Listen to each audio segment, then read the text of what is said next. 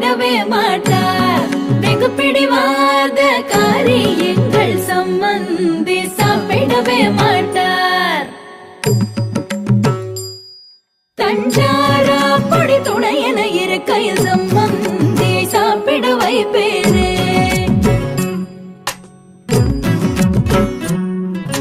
சாம்பார் பொடி, ரசப்பொடி, இட்லி பொடி, பல்லு பொடி, கார குழம்பு பொடி, கொத்தமல்லி பொடி, கருவேப்பிலை பொடி, நல்ல காரம் பொடி செய்த சமையலின் ருசியிலே மயங்கிய சம்பந்தி விரும்பி சாப்பிடுவார். வெகு சந்தோஷக்காரி எங்கள் சம்பந்தி நல்லா சாப்பிடுவார்.